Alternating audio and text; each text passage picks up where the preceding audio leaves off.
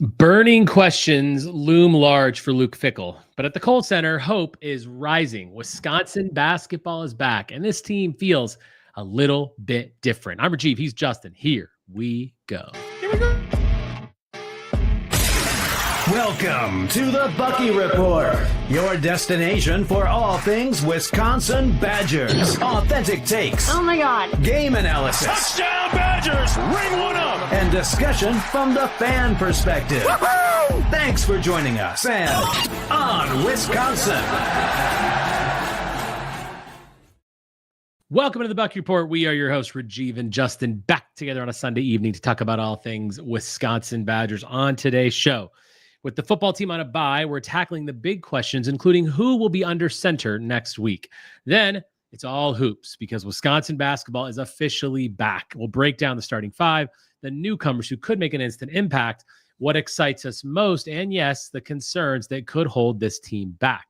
We'll hand out preseason superlatives, make our bold predictions, and tell you exactly how far we think the Badgers go in March. You can find our show on YouTube and wherever you get your podcast. If you like what we're doing, hit the like button, hit the subscribe button. Thank you so much for your support of the show. Justin, wasn't a very good day for our NFL teams. Not very good at all. How are you doing today, man? So I'm just going to put this up right away to make us both feel better. From Steelbird JT, first off, shout out to the men's hockey team for sweeping Minnesota. It's not just that they swept them, they killed them. They won 5-2 and 4-0. Yeah, combined score of 9-2, and they've got a tough schedule coming up. These Badgers, they play Michigan and Michigan State soon, which are the two top ranked teams in the country. So it's gonna be a fun season for hockey as Undefeated well. so Shout far. out. Yeah, absolutely great. All right, let's start as we always do, Justin, with our 3 and out Badgers take, Big Ten take, and national sports take. I will kick this one off. My Badgers take is that I don't think there's any reason to overreact to the exhibition games. Okay, I know that a lot of people were a little upset as to what they saw against UW-Platteville. I'm not bothered by it. I know I never get bothered by exhibition games simply because we know it's an exhibition game, doesn't count. They know it doesn't count. And yeah, we should have beaten Platteville by way bigger margin than that. And if we show that again against Campbell, fine. There's something to be concerned about. But honestly, I don't get bothered by it at all. I know a lot of people do. That's just my opinion. From a Big Ten perspective, I hate to say this, but man, Indiana is really freaking good at football. Last week I had to sit here and praise Iowa in my Big Ten take, and now I'm going to praise Indiana. I mean, they are ruthless. They're absolutely ruthless. You can be pissed off by what they're doing. I'm jealous. I'm annoyed. But my God, they are a good team. I am extremely excited to watch the Ohio State-Indiana Big Ten championship game, which is surely what that's going to be. Yeah. That could be an unbelievable game. And let me tell you something. Indiana could win that game, go Absolutely. into the playoffs as the number 1 seed, and potentially win the national title, which will just make me puke everywhere. But that's possible. My national sports take, congratulations to the Los Angeles Dodgers, whatever. The Toronto Blue Jays, man, I feel bad for that team, buddy. I feel bad for that team. They were never going to win that game, though. No matter what they had going, second and third, no outs in the end of game 6, they didn't score. The same thing, bottom of the 9th. I mean, if he would have run through home plate, probably would have scored. Instead, he slid. I mean, just everything that could go wrong in clutch situations did go wrong. And I was telling my wife and my wife's friend who was visiting, there was just no chance that the Dodgers were going to lose that game. And I feel bad for the Blue Jays. Those are my 3 and out, Justin. How you feeling about all that? Give me yours. Yeah. First off, number 1, I will go ahead and kind of talk about your thoughts on it. I don't necessarily have an issue with the score in the game against Platteville. Platteville is one of the best teams in Division III. So I can see them hanging with us for a little bit because they're a quality team, even though athletically and size-wise we're much better. My issue with that game was we were really sloppy, and there's some growth that needs to happen with this team. I didn't really care about the Oklahoma game. In all honesty, having watched that, I felt like Oklahoma kind of shot out of just had a hot shooting night. And I thought Wisconsin was kind of meh in their shooting. And that was the difference in that game. Like Wisconsin was, in my opinion, was clearly the better team. They just weren't shooting quite as well as what Oklahoma was, who I thought were shooting over their level for most of that game. Number 2, I'm going to talk about Indiana again. I actually think they should be number 1 when the CFP votes come out tonight. And I think they've been the most dominant team, in my opinion. I've heard people say that Ohio State hasn't needed to show it. And my perspective on that is we've seen Ohio State run up the score on teams before. I don't know if they have the gear that previous Ohio State teams have to that extent, where they can go out there and just drop 50 plus on anybody. I think they're good. They're really good. I think the defense is better than it normally is, but I don't know about the offense. Indiana, to me, is the scariest team in the country right now in terms of being able to turn it on. I felt like they played with Maryland yesterday for a little bit, and then once they got a feel for the game, it was just lights out. They went from being up 24-10 to 41-10 in like a blink of an eye. Mm-hmm. And then the backups were in, and they put another 14 on them. And they just do what they do. It's going to be very interesting because I know the recruiting class is high for what Indiana normally has this year. They're going to go to the playoff again, and I would be shocked if they win a game or two. And if that happens, you're now looking at a team that he's going to start getting top 15, top 10 classes, because it will be a proven commodity at that point. And he's not exactly in a bad place to recruit, meaning from a geographical standpoint, he's stuck between the East Coast and right by Ohio there, where he's going to be able to raid basically anyone that Ohio State doesn't touch. And he's now suddenly the new money in that area that's going to be able to really lean into things. Yeah, I mean, they're good. It's highly annoying. All right, we got a basketball preview today, but before we get to that, we're going to just quickly touch on football. There was obviously we had a bye week this week, but a couple of quick burning questions coming out of the bye week going into this week. We will be covering Washington, our 3 big things this week. The line is 11.5. Washington is favored by 11.5. I think we're going to cover that, but we'll get into that on Wednesday. Justin, burning question number 1, who do you think starts at quarterback for the Badgers this weekend? I would like to believe the staff's going to be smart and just have given Carter 2 weeks to get ready for this. I don't trust that they actually do that.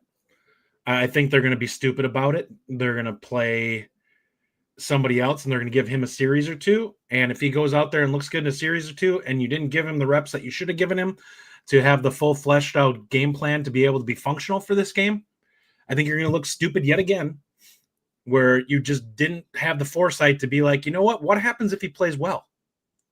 And now you have to look at it and be like, well, he only has like a quarter of what the actual, game plan is for this week that he's been part of. And we didn't give him the full reps to have him be fully functional. So you're limited with him. So and who I do you just think don't trust the staff to make smart decisions with it. Do you think it's O'Neal? Huh? Who do you actually think starts, O'Neal or Simmons? It'll probably be O'Neal. You think O'Neal starts? Yeah. I would like to believe that, I will say this again, I've said it many times, I would like to believe that Billy Edwards could start, but I just don't see that happening anymore. I'm going to start giving up on that. Certainly if he doesn't play this week, it's totally toast for him, and he'll go have a good year somewhere next year, and that'll piss me off even more. I hope it's Carter Smith. I also think probably Danny O'Neal. What you cannot do is start Hunter Simmons. Oh, for God's sakes, just don't do it. Yeah. I want to actually compete in these games. And Danny O'Neal, to his credit, did some good things. Now he struggled too. It's really, from when you look at Simmons and O'Neal, it's like, well, which one do you want to start? They're both, neither of them are going to be great, but at least O'Neal gives you a weapon with his legs. So there's that. But Simmons fell off a cliff, and he is anywhere close to climbing back up it. Carter Smith should be the starter. I hope he's the starter. And if he doesn't start, I am going to be concerned about, whether or not he's going to be he's checked out, he's going to leave, and maybe they know he's going to transfer. Like, all these things are swirling, and I just don't want that to happen. I don't think that that's the case, but I do think you're kind of half-assing it if you put in a package here or there for him. The other QBs haven't been good enough that you shouldn't be giving him a shot. Like, why are you not giving him the opportunity to start in this when one quarterback's got 5 picks and 5 touchdowns and looked like he's running for his life half the time because he holds onto the ball too long? and the other QB has just made some horrific decisions. Like, there's nothing that I look at that says, other than them being more senior and having more in-game experience, I don't see why you'd play them. And when I say in-game experience, I'm being very liberal with that because it's not success. It's just experience. They've been on the field. I think you're taking a chance here where you get Carter. Maybe Carter's a gamer. Maybe he goes out there and plays really well.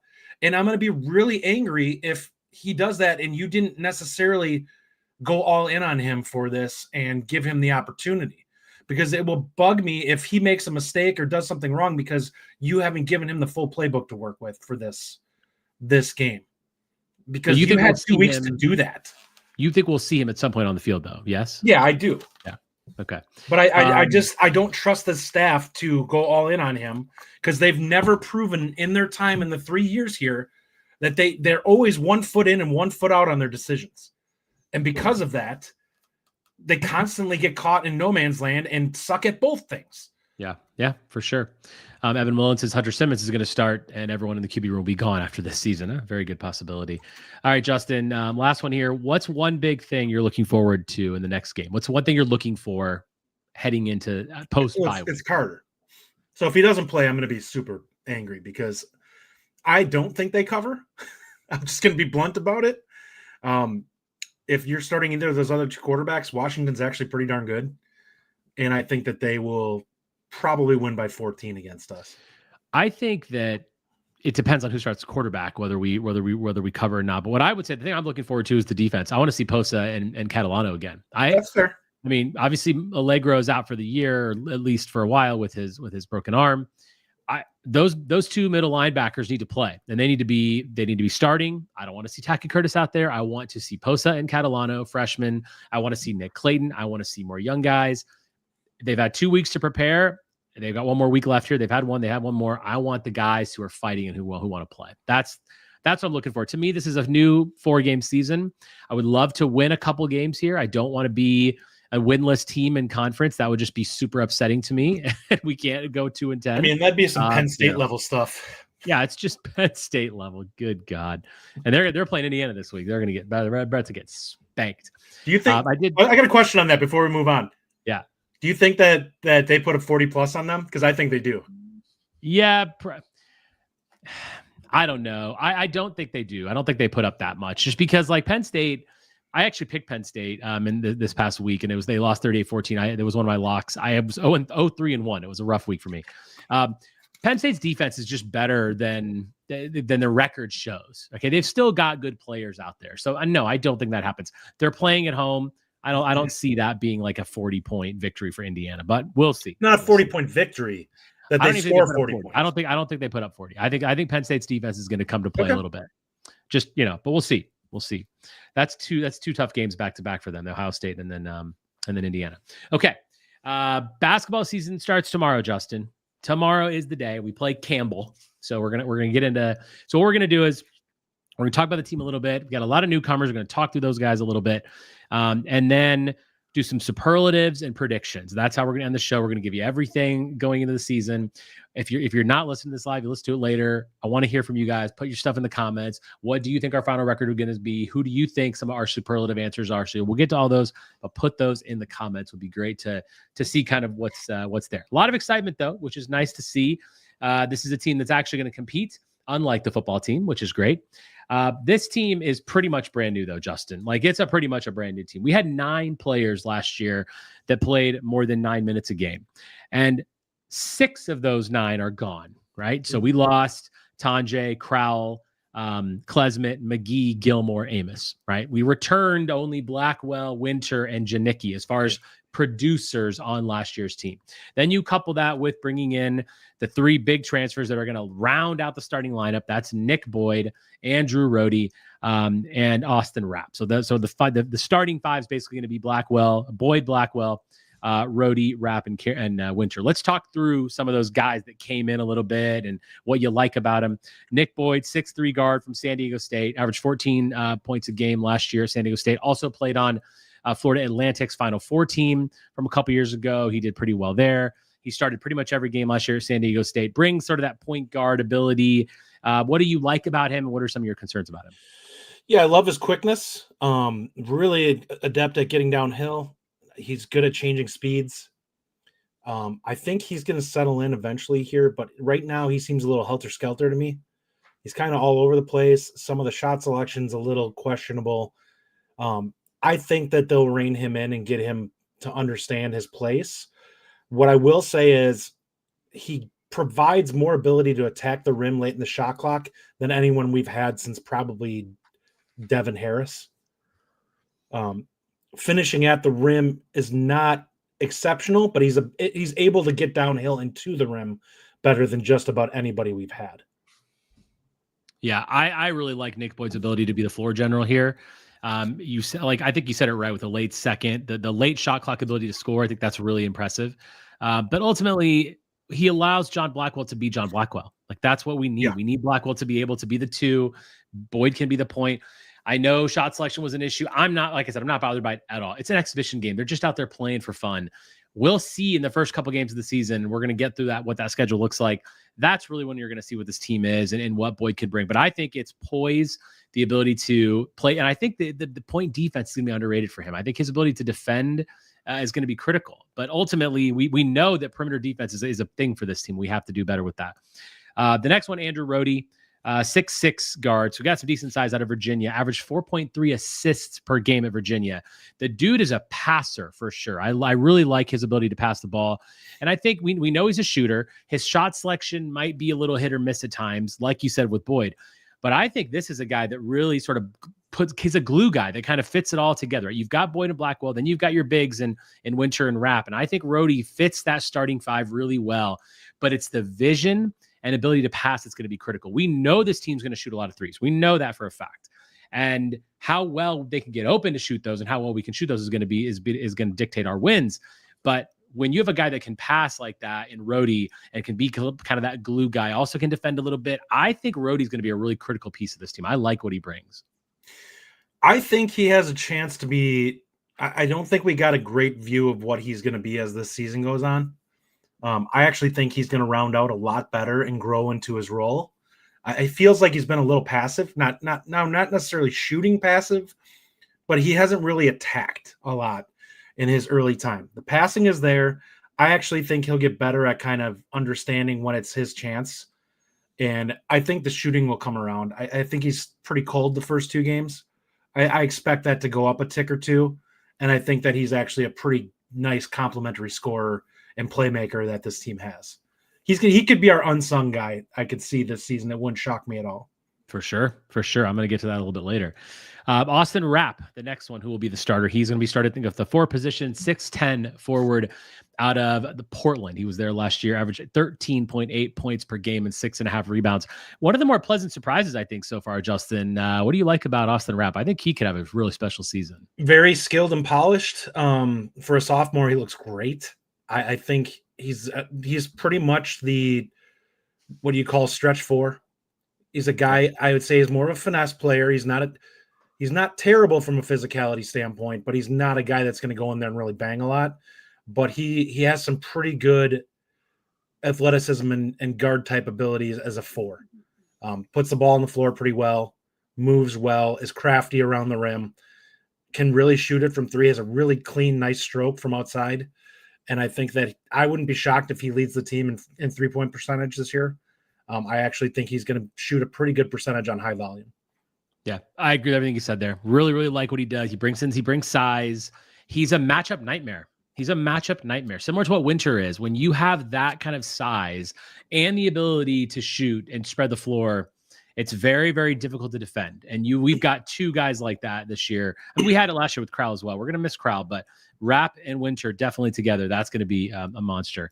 The fourth and final transfer is Braden Carrington, 6'5" guard out of Tulsa.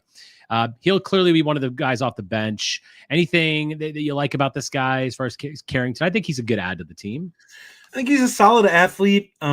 He plays hard. What I want to see from him is gritty defense, and I'm hoping that we can see him be a solid outside shooter, because I think he can be a nice 3-and-D guy for this team. As long as he understands his role, which it very much seems like at the first few games, He doesn't seem going out there trying to be a hero and jack up shots left and right. He kind of is just taking what's there. And if he's that type of player, that's exactly what this team needs off the bench, is a guy who's going to go in there and be low maintenance. I think he shoots well enough that you're fine with him putting up shots when he gets a hold of it and he's open. I will say there's some rotations we saw in the preseason that I don't think we're ever going to see during the season. And I hope to God we don't, because there were times I looked at it and we had 5 guys out there and I'm like, these 5 guys can't be out there together. Like they're just, it's dead air watching them play. You texted me that a couple of times. Who is that 5 that you were so upset watching? Garlock, Carrington, who's the point guard that came in? Hayden Jones. I'm trying to think of who the other 2 guys were. Maybe Billy Oskus potentially. He might have been out there. I don't mind him. Billy Oskus, I think, actually can be a very solid defensive 4. Like, I think he can go out there and be physical in body, and I don't think he's got a terrible 3-point stroke. He's not a guy you want taking a lot of shots at this point.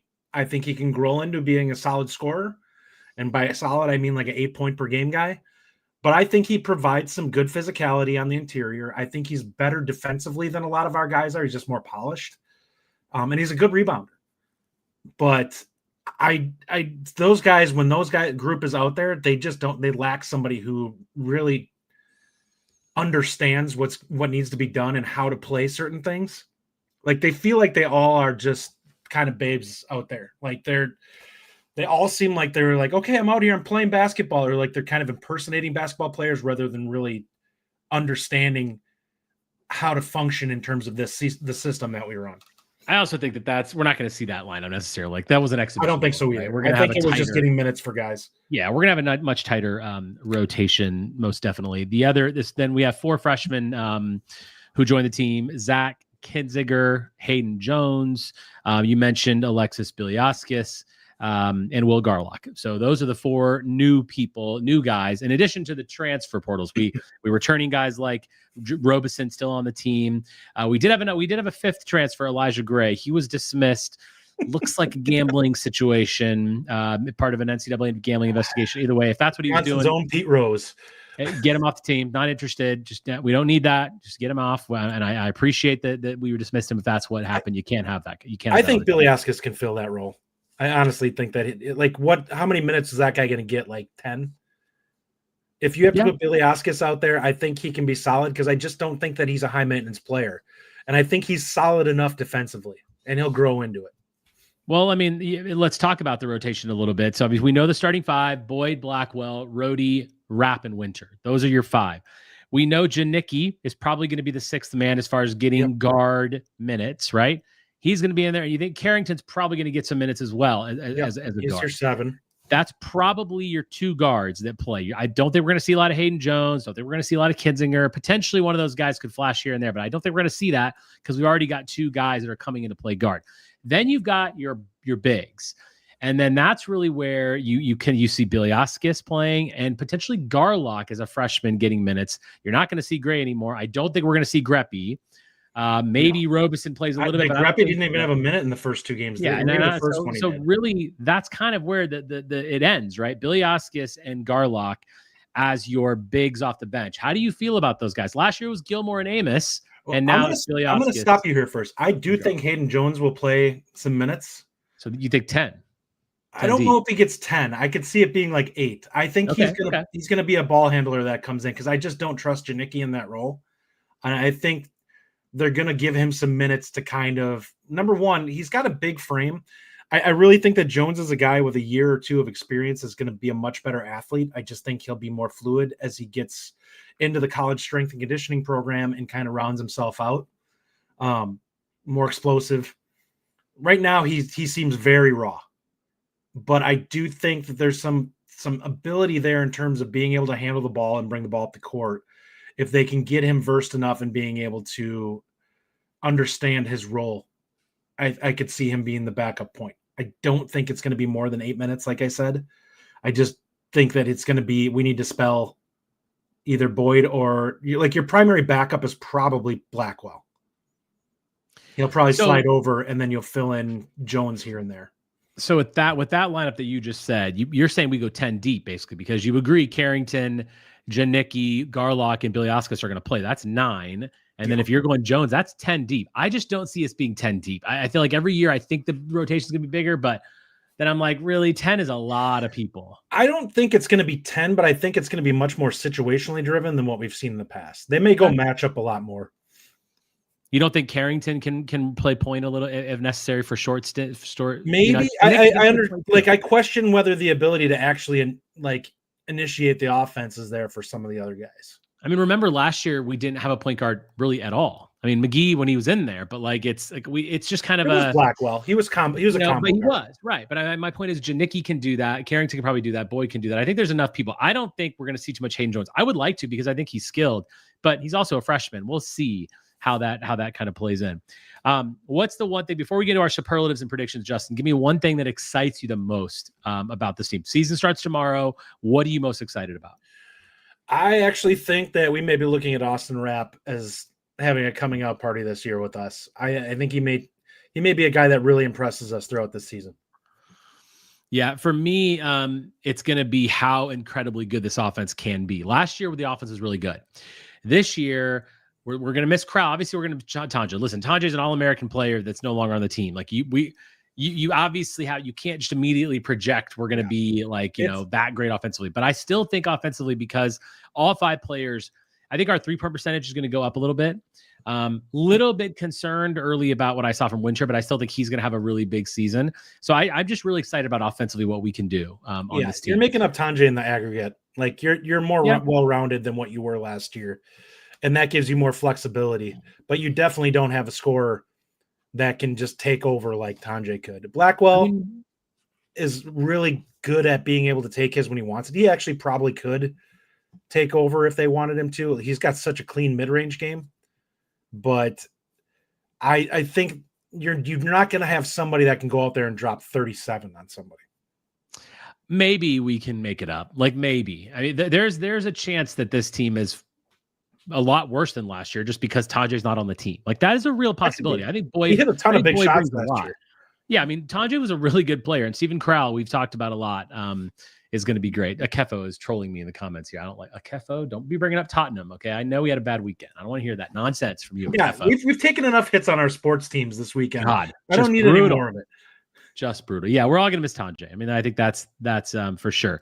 The biggest concern I have, Justin, defensively, obviously, and our ability to play down low. Winter did not look like he was really up for playing as a 5 with his back to the basket, playing in the post. He got blocked a lot. This is a 6'10", 7-foot guy getting blocked. And because he didn't go up strong, he didn't play with the intensity that we know he can play with. He's an extremely efficient offensive scorer. We've seen that. Ryan's gone over the synergy stats. Like he is a really good offensive player, but this man has to play tougher because if he doesn't, the Big Ten bigs are going to destroy this man. You know what I want to see him do? Just once this season, I want to see him drop step and throw one down. Yeah. Like I'm so tired of these layups around the rim. Just go up there and get fouled for God's sakes. Every time he goes up weak with it, it gets slapped or blocked or whatever. And it's like, you're playing like you're a 6'4" guy in the post rather than being a 7-footer. Like, good Lord. It was one of the things I hated with Crowell. Like, you can't tell me you can't turn and dunk. Like, I've watched him dunk several times in this preseason where I'm like, he can throw it down with ease. Like, it's not hard for him to get up enough to throw it down. It's so frustrating to not see him go up and just be aggressive playing through somebody and throw it down. Number one, you're going to get the other guy in foul trouble. Number two, it's going to be much harder for him to break up a shot than it does with this little flippy, finesse game that you want to play. Yeah, I mean, it's definitely it's something that we need to watch very closely early on, right? Like, listen, when Bo Ryan was here, he made it a point to really develop these bigs and teach them all these post moves. I'm a little surprised that Gard hasn't developed some of that interior post game. Now, Ryan always says it's who these guys are. Crowell was never going to be that much better and bigger, but Winter has put on a lot of weight. They've been working hard to develop his interior game. Right. Frank, and I just think, and I think ultimately, like, if he can develop more and really be a big that we can depend on, then that's fine. And if he is going to be more of it, like maybe we have 2 4s out there and that's just what it is, right? We don't have a good power like 5 that can play down low, and that's fine. But as long as he can defend it. There are questions though. Defensively is a big question mark, obviously. Like, are we just going to be like, teams just going to penetrate all day and they're just going to get to the hoop? We can't allow straight line drives. We have to be able to make something happen because we're going to score a lot of points. But if we don't have defensive pressure on anybody, it could be a long season. But I'm still happy about what I'm seeing so far. Any other concerns for you that you wanted to bring up? No, I think that's the big one. I mean, rebounding is something that I'm a little concerned with. Yeah. They were playing with their food a little bit against Platteville. That's a game you should dominate on the boards. Like, you should win that. And they did, to their credit, end up winning by, I think, like 12 on the rebounding. But I looked at it like one point in like midway through the second half, and they were basically tied or losing the rebounding edge. And that was when Platteville was making their run. And I'm like, this can't happen. When you have so much size on the other team, you have got to put them away. Like, that's a game that if they play with effort, that you just dominate them.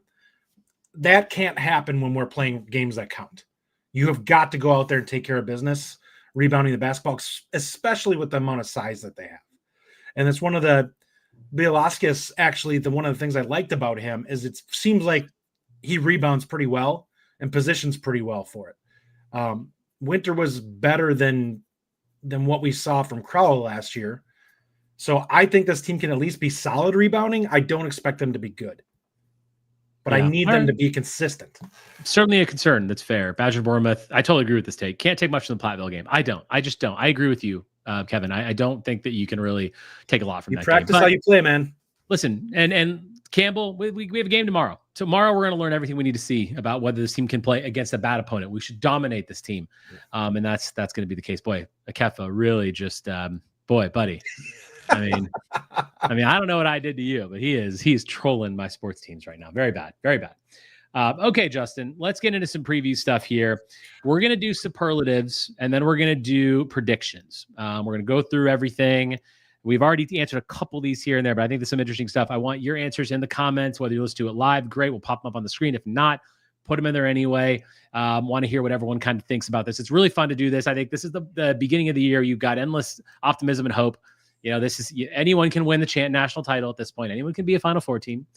So we've got the hope, and I'm interested to hear what you guys think about how far this team can actually go. And again, we'll learn a lot as the season kind of progresses. But let's start here. You already kind of talked about this one a little bit. I'm curious. I'm thinking I know your answer to this already. But breakout player of the year, Justin. Who is your breakout player of the year? Oh, it's gonna be Rapp. I think he'll be in double figures. I think comfortably this year. I wouldn't be shocked to see him average like 12 a game. Wow. I think he offers a really nice combination of ability to cut and ability to shoot from the outside. Yeah, I agree with you. He's who I wrote down as well. Interesting that you brought up his point total, and I wanted to bring up this question. And I just have to find it here. Steve Kneebone says, how many players will end up as double-digit scorers? So last year, we had Tanjay at 19.6 and Blackwell at 15.8. Crowell was 9.9, and Nolan Winter was 9.4. So we technically had 2 last year. How many do you think double-digit figures do we have this year? You just said Rapp's going to average 12. Oh, man. It depends on how deep we actually go with the rotation. I think the starters could all be double digits. The one that I would be concerned with potentially not would be Rode. Is it Rhodey or Rhodey? Rhodey. Okay. Rhodey. Rhodey, I could see being a guy who's in the 9+ range and is just kind of a little bit all like really well-rounded, like bottom line. But I could also see him averaging like just a tick over 10 and being like right in that range where you're like, oh, he's 10.2 or 10.1. Because I think that he's going to get he's got good length and size, and I think he's going to score. Like I said, he's the guy I expected to look better as the season goes on out of the group. Yeah, I agree. I think 4. Well, you said 5, maybe. I think it's going to be Blackwell, Boyd, Winter, and probably Rapp. It could be 3 though. Maybe Rapp scores just like 9.9, 9.8, something like that. Still a good average, but double digits not easy to hit consistently. But this team's going to score a lot of points. There's no doubt about that. All right, most important player. I'll go first on this one. For me, this is Nolan Winter. I think that, we know what Blackwell brings to the team. Winter, you have a lot of good players in this conference. This conference is deep. We're going to be competing with the likes of Purdue, Michigan, UCLA, Illinois, USC not USC, but for the top of the Michigan State, for the top of the conference. It's a lot of guys and there's a lot of bigs. And we need someone that can defend and score down low. Nolan Winter has taken big jumps his first couple of years. If he takes another one this year, I think he could absolutely be it. But I think he's the most important person of this team to see how far we go, how high up in the standings we finish, and how far we get into the tournament, I think is dictated by how well Nolan Winter plays this season. So to me, it's Blackwell, and I don't think it's close. I think they need him because he is actually the one that is their foundation. Like, he's the guy that you can rely on out of this group to be a consistent points, rebounds, and defense that nobody else I can look at and say, I know that what this guy is going to give me. That's what Blackwell is to me.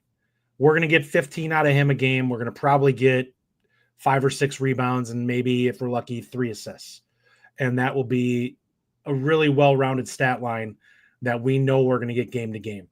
I don't know any of these other guys what they're going to give me on a per-game basis, and that's even Winter.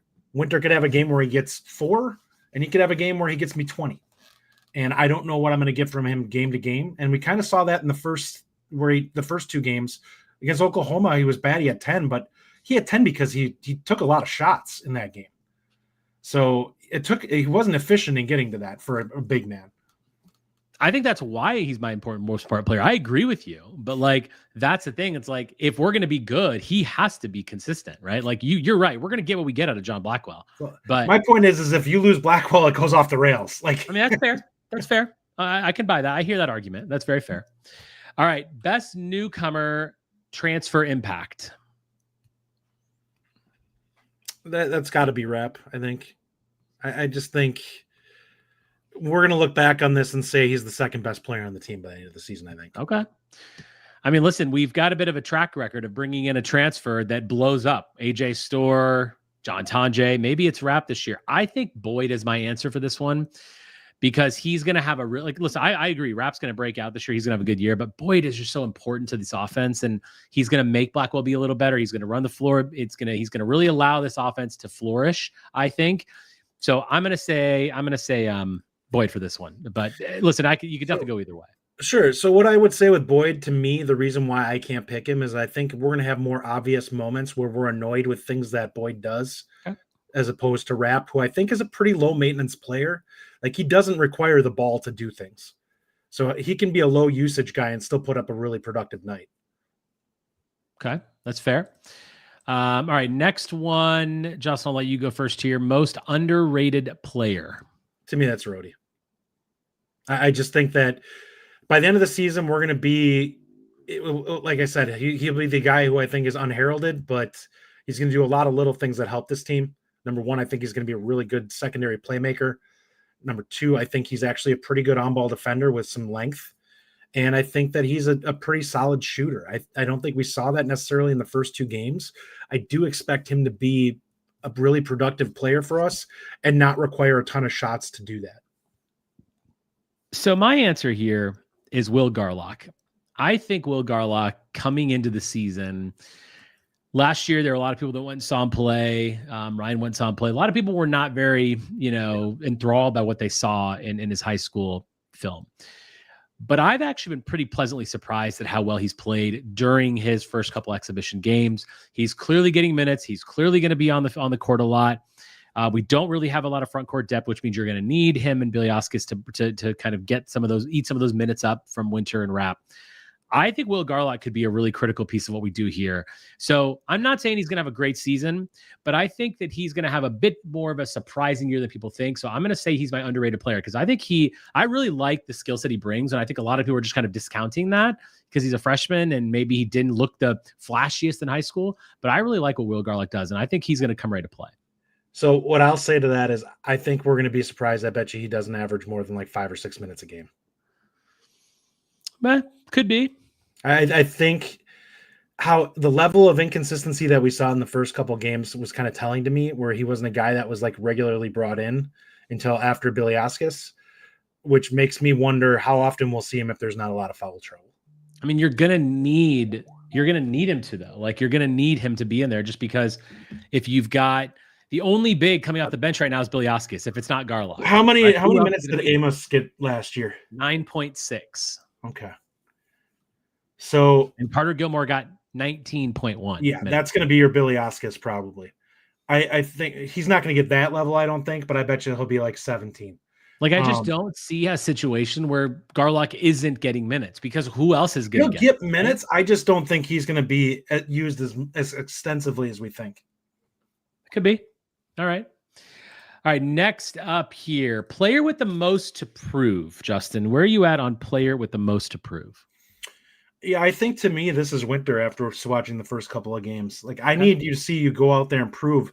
Ryan, we talked with a little bit. He thought that Winter would be the best player on the team by the end of the season. I need to see that from him. Like, he's got to go out there and just be physical and play aggressive. And that has to be, because if he ends up being the best player on this team, the ceiling is very high. Because I think Blackwell could effectively score in the mid-range at will a lot of this season. Like, his mid-range game has been lights out in these first two games. And I think that's going to carry over. I think he's going to be a guy that's a real problem in Big Ten play from that spot if you let him get into, that spot inside the free throw line, because he's so physical and strong that he can just fade on guys and consistently get an open look. Okay, good shout. I'm going to go John Blackwell on this one. I think Blackwell had a great season last year, averaged 15.8 points a game, as we talked about. He is a guy that, now that Boyd is here, I think his expectations go up because he's not having to play the point guard position. And I think everyone sort of thinks that he's going to be a bit more in a natural two. He went to the NBA, like the draft sort of tested the waters a little bit there, went to the camps, got some feedback. I feel like he is trying to get himself drafted next season. And I think he's got a lot to prove. I think this is the year where Blackwell's like, if you're going to be an NBA guy, if you want to get drafted here, okay, like, this is the year you take off. Maybe he has the Tanjay year of last year where he's averaging 19, 20 points a game. That's very possible.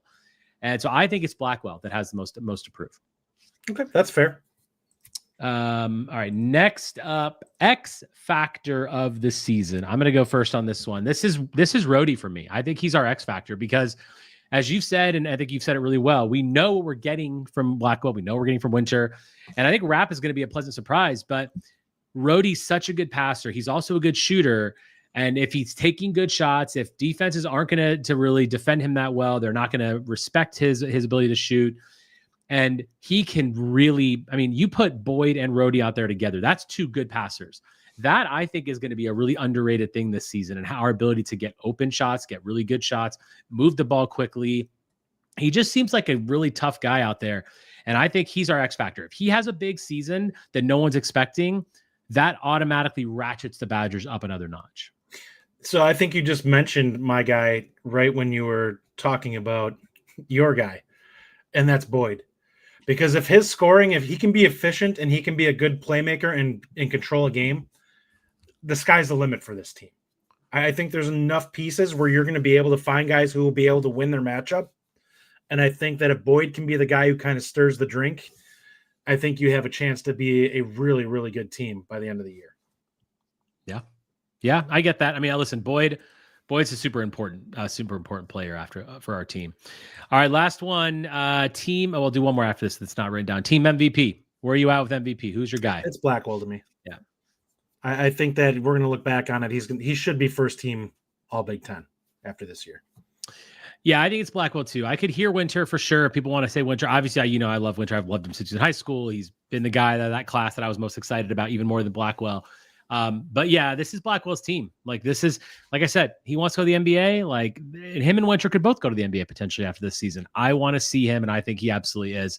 I didn't put this one in the notes, but give me your sort of freshman of the year, Justin. Who of the freshmen? That's Biliaskis, Jones, Garlock, and Kinzinger.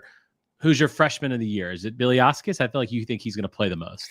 Yeah, I think it's going to probably be by default because I think he's going to grab the most minutes.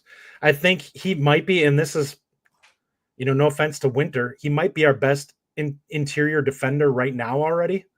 Like from a physicality standpoint, I think he's far more likely to match up on a center than Winter in terms of be a guy that can stand up to kind of banging in the post.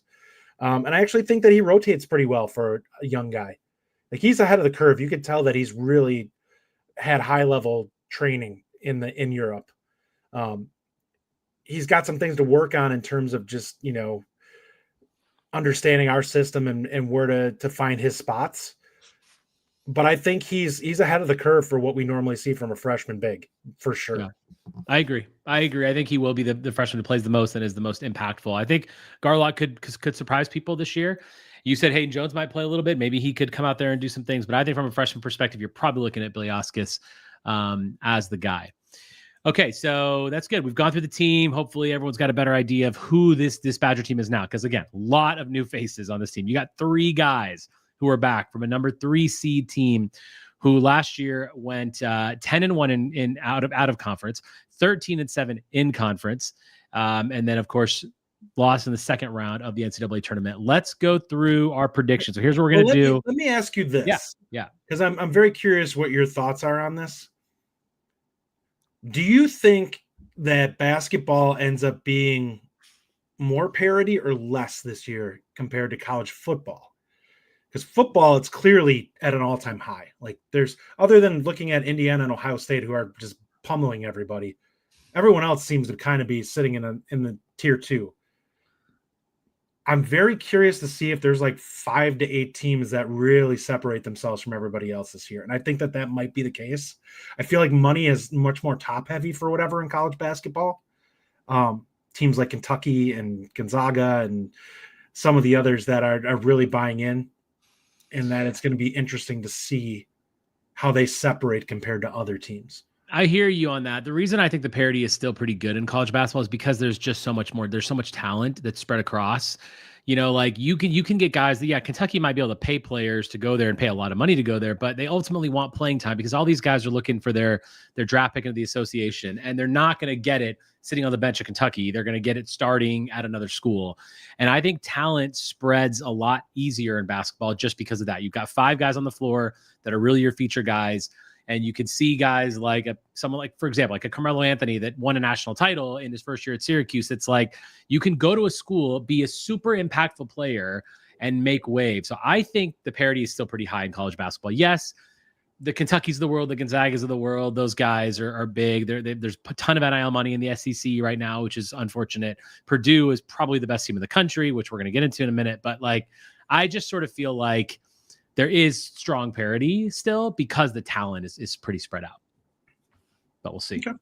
All right. So here's what we're going to do for our predictions. I want you guys to put your stuff in the comments again, before or after the show, either way, but so you can get thinking about it. We're going to do a non-conference record, conference record, Big Ten finishing position, NCAA tournament seed, how far we go in the NCAA tournament, who wins the Big Ten and the national title. And lastly, one big, bold take for the Wisconsin Badgers. All right, let's start with the non-conference record. Let me pull up a graphic here for those watching on YouTube. Here is our non-conference schedule. We've got 11 games, 8 at home, 1 away, 2 neutral. I did count BYU as an away game because we're playing in Salt Lake. I did also count Villanova as a home game because we're playing at Fiserv in Milwaukee. So for all intents and purposes, that's a home and away game. Justin, 11 games in the non-con. Last year we were 10-1 in the non-con. Where are you at this season with this schedule that I've got up on the screen? If I'm going to be honest, let's see here. I would probably say the only ones that I would really probably look ahead and say is potentially a loss on this, BYU and Florida, if we match up with them. So those are the 2 that I'd probably be concerned with. So I would, like right now, if I would say it, I'd probably say 9-2. Okay. I think there's a chance, like if things go poorly, they could end up like 7-4. But I think if I had to go choose out of the 2, I'd say 9-2. Yeah, I mean, we should win a lot of these games. Of course, the first 4, Campbell, Northern Illinois, Ball State, SIUE. Then you get into the tough ones, BYU, Providence, and then whoever we play in the second round of that tournament, either TCU or Florida, Marquette, Villanova. I mean, there's quite the stretch there where we're playing tough teams. We could easily lose 2 of them. But I think we're going to go at 10-1 out of this. I think Nova, we're going to get done. I think BYU is the big killer there. And you're right. Maybe we don't win that tournament where we played Providence, TCU, or Florida. But I still think 10-1 is where we end up in this. But, I think that the most important thing is that we see growth in this non-con. Like, we need to be able to see what we're made of.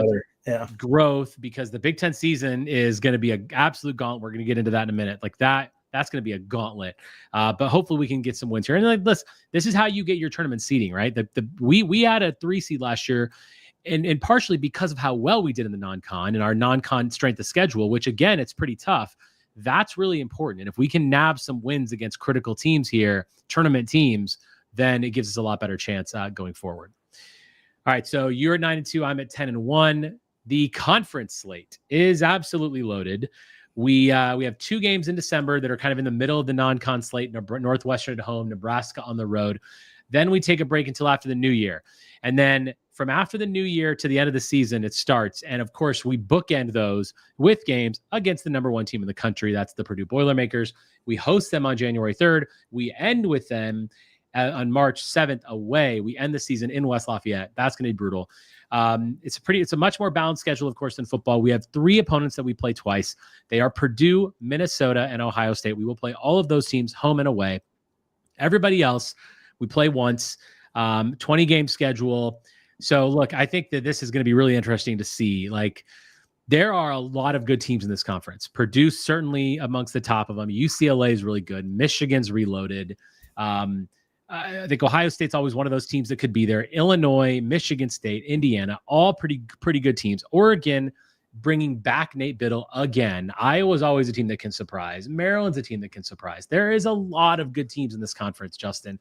Last year we finished 13-7, which very, very respectable record. We finished tied for 4th last year in the conference. Where are you on your Big Ten record? I think I'm going to go 14-6. Wow. I actually think Purdue is obviously going to be the team that we struggle with. But some of these other teams, I just think that I'm not overly impressed with. We'll see what happens going forward. But I think that we're going to have a pretty good chance of being able to score with anyone. And if the defense, I think the defense will be improved this year over what it was last year. I do think the scary thing for Wisconsin for me is I question what their ceiling is. But I do think that they're going to be a very strong, cohesive team. And it will be, can you score with the teams that have the freak show talent where you're like, they can go out there and drop 90 or 100 on a team. And that's the Purdue. I could see us very well going over against Purdue in this conference season. I think even if you remember last year, we kind of started our season out 0-2 with those games in December, which we kind of climbed out of that hole. But even if we go 2-0 in those games, then you get this crazy stretch at the beginning of the year where we host Purdue and UCLA and go away to Michigan. Those are 3 brutally tough games where you could really start your season in a hole. But conversely, you could start your season having a marquee win against the number 1 team in the country and 2 other potentially ranked teams. Then all of a sudden now you're looking at, are we ranked in the top 10 at that point? How good can the season be? I also have us at 14-6, although I almost put 13-7 because I would go down before I would go up. Yeah. I mean, because Purdue's on the schedule twice, that's not easy. Now our other 2, Ohio State and Minnesota, are teams that we can definitely beat twice each. So that's fine, but we play everybody else once. I think there's a lot of good teams in this conference, a lot. And the fact that we play UCLA and Michigan early, again, if we nab a couple victories there, that's huge because then we don't play those guys again and we can rack up some wins over time. But I think 14-6 is my official prediction, but maybe I can see us being 13-7, which is what we were last year. Big Ten finishing position. Last year, we tied for 4th with some other teams. We did not. We lost the last game of the year to Penn State, which knocked us out of that, tying for 2nd behind Michigan State, who won the conference. Where do you think we finish this year in the Big Ten, and who wins the Big Ten? Regular season, that's all that matters. I think Purdue wins it, and I'm going to put us, I would say, probably at 4. I think Illinois, Michigan State, those teams always seem to be better than what we're expecting, and they always seem to be problems for us to an extent. Any team that has any athletic size is going to be a problem for us.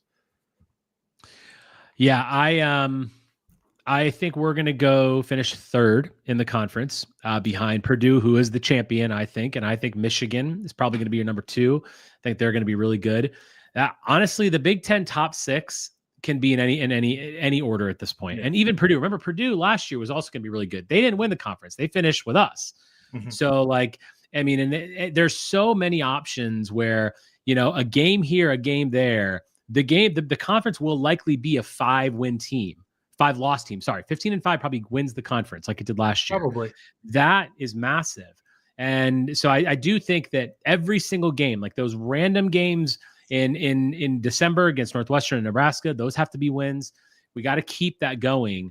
But I think this team can really do it. Ending the season at Purdue, likely going to be their coronation as Big Ten champs, but potentially we can go into that game with a chance to win the conference, which would be absolutely incredible. That would be amazing. But I also agree. That Purdue wins, and I think we finished third. Last year, Justin, we were a 3 seed in the NCAA tournament. What will our NCAA tournament seed be this season? So I would have us at 23-6. Probably puts us roughly in the same spot. I think we're probably, if we get a couple of games in the Big Ten tourney, end up 25-6 or something like that, or 25-7. We probably have a pretty good shot at a 3 seed again. I would say that's roughly where we end up. I agree. And there's a lot of people and obviously I've seen other predictions. Our predictions are very similar to what we finished last year. I mean, again, we could be better than last year, but we lost a lot of production off last year's team. Like, we have to play better than we did in those exhibition games. But I agree with you. I think we're going to be a 3 seed. At worst, we're a 4. That's my opinion. I think our ceiling is like a 2, but that means beating Purdue. That means winning those games against UCLA and Michigan and some of those teams. But if we have a good non-conference, if we beat BYU and or Villanova or something like that, those will carry through.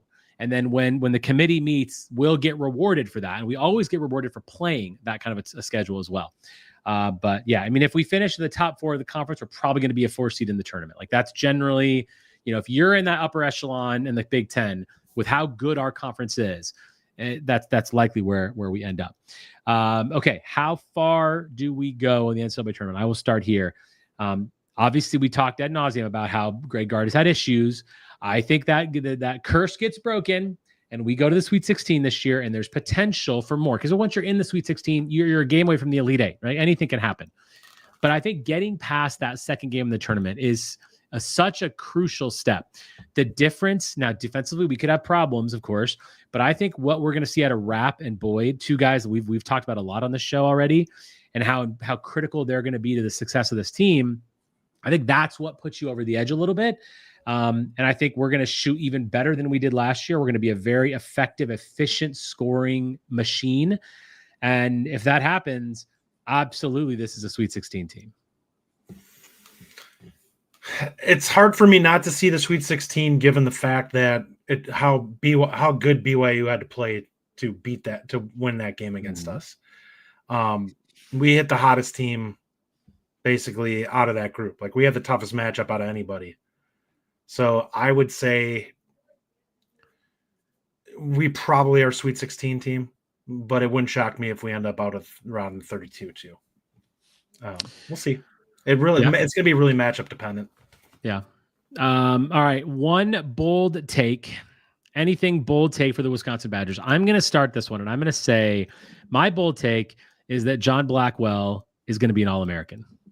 And it might not be first team, but I think John Blackwell is going to get All-American type recognition in some way, shape, or form this year, because I think, there was a question here earlier that I'd starred asking about over and under. No, not that one. Over and under for Blackwell, 17.5. I think it's over. I think he really could have Tanjay type numbers as far as his ability to score, which could get up the 19 or 20 range, which is where Tanjay was, which could potentially get him up to All-American status. Justin, what is your big Badger bold take?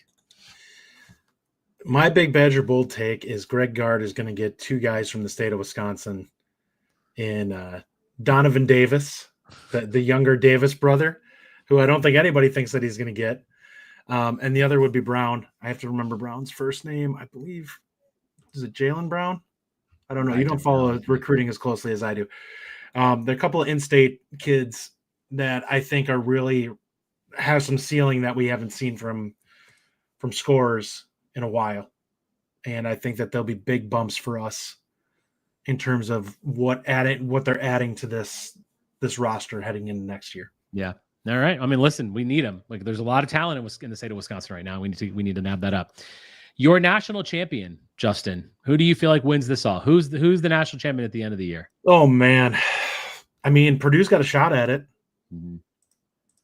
I would say it never plays out the way we think it's going to. I just don't know who's going to be the one that's going to run it. I mean, Kentucky definitely could be that.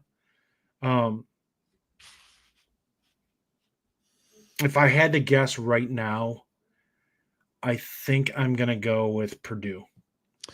So the top 4 teams in the country right now are Purdue, Houston, Florida, and UConn. Florida is a team that we likely will play in the tournament. I mean, in the preseason type. UConn tournament. could be scary too. They could definitely bounce back. Yeah, we've got a lot of ranked teams in the Big Ten. Purdue obviously is ranked very high. Michigan is 7th in the nation. UCLA is 12th. Illinois is 17th. Michigan State's 22nd, and we are 24th. So there's a lot of talent, even in the Big Ten, to potentially get up there and win. I want to say Purdue, because I think Purdue's the best team in the country. But I think Purdue's going to get in their own way. And I feel like, and I've talked to many Purdue fans, as you guys know, I'm from Indiana. I'm from Lafayette specifically. And they lack some of the ceiling. There's definitely more consistency than a lot of players. I have a lot of Purdue fan friends who are basically said it's national championship or bust at this point. Like, this is what they expect. They got to the Final Four. You know, they did their thing by getting there. Now their expectation is, all right, it's time to win a title. I don't think that happens.